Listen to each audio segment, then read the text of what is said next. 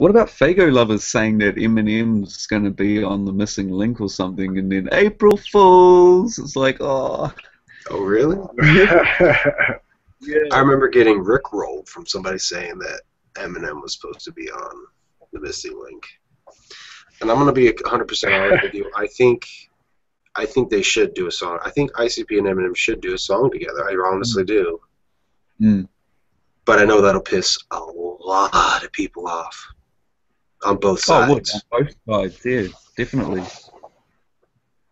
But maybe even if Eminem just does a song with Twisted, you know, because they were homeboys back in the day when Twisted was House of Crazies, and I don't see why they shouldn't have that business relationship with one another, or whatever you want to say. Eminem is really shy off Detroit artists. I mean, like Esham says that he does nothing for Detroit, and I tend to agree with him 50-50 on that. That most of his money goes to artists that are not even from Detroit. I think one person on his label is from Detroit. That's Royster 5'9". But there's Yellow Wolf and then there's Slaughterhouse and all that from New York and all that. But you know, like an album from the big names in Detroit and the little names, that would be dope, man. Like a compilation, like a mixtape or something. Yeah. That would be dope. It's funny that they're still feuding. Like, that's the fucking longest feud that I know of. The fact that Esham's still saying, man, fuck Eminem, that's fucking funny. Because even ICP and Eminem, you know, called it cool. Yeah. But Exactly. Esham's still like, I don't give a fuck. It was actually in the book, you know, it was actually Violent J that brought Esham into it. He goes, oh, there's this cat. He's like stealing your style and all that. And because Esham didn't even really know much about this cat, you know. And then Joe's like, oh, there's this white dude and he's making noise and he's ripping off your style. And it's like, well, didn't you do that, mate? Like 10 years ago, didn't you do that? Rip off the style? Well, took a little slice of the pie, a little bit of a slice of the pie. See, and that's why I don't like Esham, is he's too fucking full of himself. You know, ICP has definitely given more than enough props to Esham, and they have definitely admitted more than once that he was their influence and that they learned from him. And yet he still wants to be all high and mighty, like, oh, you guys stole my shit. It's like they admitted that you influenced them, and you still want to be a little bitch about it. That's honestly why he's still feuding with Eminem, because Esham is just a bitch. That's why I don't like Esham. I mean, there's a few songs that he's done on Psychopathic with other artists that I listen to just because he's whatever part of the song and I like the song. But I honestly don't, other than that, I don't like a single Esham solo record or album or anything. I just don't like Esham. I can't stand him.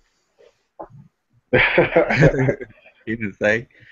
I love Esham. I like his earlier stuff more. Like his modern stuff is a bit diluted. And the production of his new stuff's pretty poor as well. The way he mixes the albums and all that, really poor. Really poor. It's like, that's probably one of my biggest complaints about his music is that, one, you'll have to turn all the way up, and then all of a sudden the next one's louder than fuck. You have to hurry up and turn it down for your eardrums don't fucking buzz. Exactly. I've got Booming remastered. That's pretty good. He's done something about the levels there, but the bass is still, you know, that 90s sub bass, boom, boom, boom. I think I think that's what he likes, is real high bass, but everything's pretty clear. Yeah. It's leveled out. It's not like up and down and. Yeah. You know what I mean? I mean, I've got Kill the Fetus on the way, so I'll be looking forward to hearing that. I know the original had some sound problems as well. I think the reason why his albums have sound problems is because I think he's limited. I mean, he's not a rich person.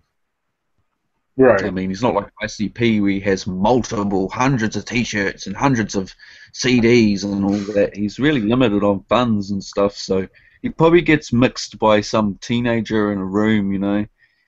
alone teenagers like, oh, can you master my stuff? And like, you know, I don't know, but yeah, his earlier stuff is way better. But he's stopped whinging about ICP now because he realizes that most of his fans are juggalos. You would say the old production versus the reissued's probably better sound quality. There's like definitely a improvement. Like I'd say that Booming Words from Hell remastered, there were tracks that were not released on the re-release. They were on the tape, on the first red tape. Now those tracks that are on the remastered CD are actually the tape tracks, so you can hear that funny hiss that tapes used to have.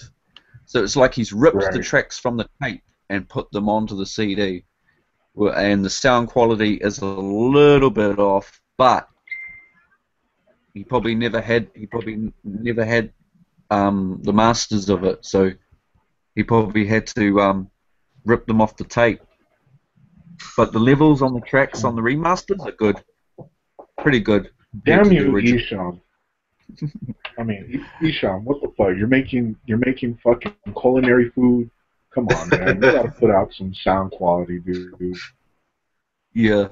I've always loved people like him and who am I thinking of? Brother Lynch Hung, like that gangster horror type rap.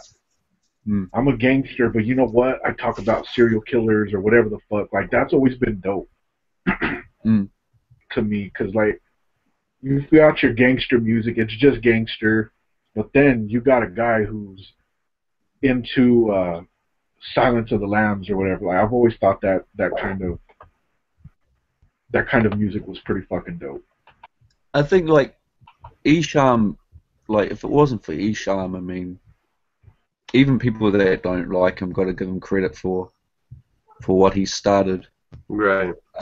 But it's more of a Detroit thing more than anything, because Esham took influence from Gravediggers and was it Gravediggers or was it the other group, the one with the midget in it?